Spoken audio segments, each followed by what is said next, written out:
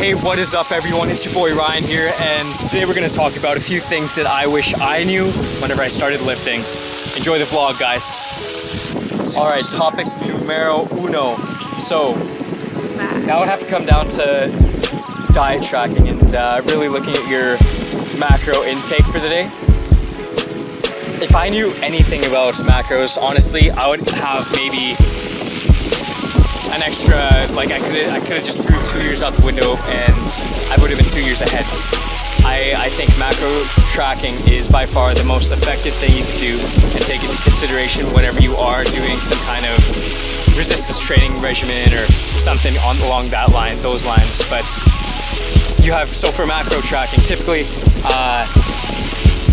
people like to do low carb, high carb, low fat, high fat, but protein generally stays the same. You can do a ton of different things, but my opinion that I usually like for cutting at least is carb cycling, and I'll cover this in another video, but if you're unfamiliar with macros, you got your carbs, your fats, and your proteins, and that's your macronutrients, and then you also have your micronutrients, and that would be all your vitamins, vitamin A, B, C, D, all that stuff. And yeah, I'll cover all that kind of stuff in another video. But if you're just starting out and you just need some advice for macros, I would suggest looking up kind of how to track your macro, so downloading MyFitnessPal or that kind of thing, and just going from there. All right, number 2. So cardio. Cardio is by far one of the biggest things that could take you from a beach body to a shredded physique, contest stage ready, like you name it. It'll really determine how you're gonna look on stage, or how you're gonna look at the beach, or if you're just trying to shed a few pounds, then it'll help you by far. I think is the second best way to cut down. You can do it like I'm doing it today by just cycling. It's beautiful outside, and tracking it. That's a very efficient thing just for your gains, just tracking everything, making sure that you're staying on track and writing everything down just so you can track your progression. And I think that high intensity interval training is very good for fat loss, and also low intensity interval training.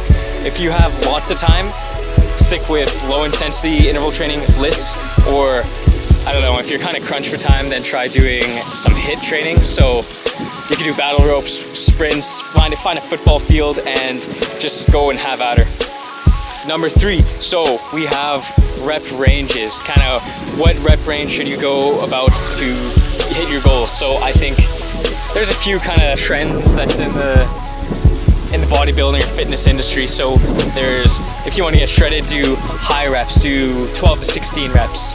If you want to build muscle, then do 6 to 8 reps, or like 5 to 8 reps. My personal opinion is, as long as you're creating hypertrophy, just ripping the muscle fiber, then you will be making some gains. But what I usually go off of is, as long as you're really feeling the burn, as cheesy as that sounds, you gotta feel a burn whenever you're lifting. Yeah, but anyways, if you're really feeling the burn and just keep on pushing it, like I usually do 12 to 14 reps just because I like to go high rep on that kind of stuff, just resistance training in general, because I find it gets me lots of results, and the next day I am hella sore, like I could barely even roll out of bed. Alright guys, so the supplementation aspect of things, I really wish that I knew about supplementation more, and that also would come into play with your macros. So the 2 supplements that I recommend using would just be whey isolate supplement and BCAA supplement. The reason why is because if you get a protein supplement, and it's typically because you're not having enough protein in your diet. If you don't have enough protein in your diet, it might also be a good idea to use a BCAA supplement, because what that is branched chain amino acids. So it has all the essential amino acids that are not found in your diet, hence essential. And I just find it helps whenever you're really cutting down and you're dieting down and you can't be eating a lot. You could be sipping on that, and you're just sipping on like maybe 5 grams of protein. Basically what I look for in my BCAA kind of breakdown is 2 to 1 to 1 ratio, leucine to isoleucine to valine, and yeah, that's kind of what I go off of for BCAAs.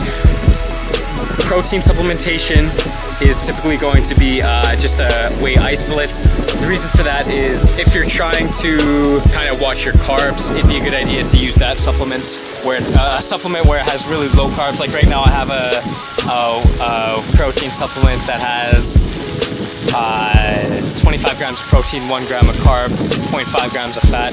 It's diamidized ISO 100. You guys probably saw it in the last video or one of the videos where I was making protein pancakes or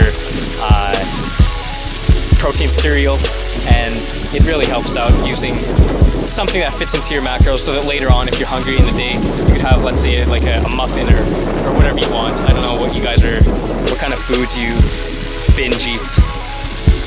I don't know, personally I like rice cakes and peanut butter with bananas, cinnamon, and syrup. Oh my god, that just hits the spot for me. Okay guys, so this is the last kind of thing that I wish I did whenever I first started lifting.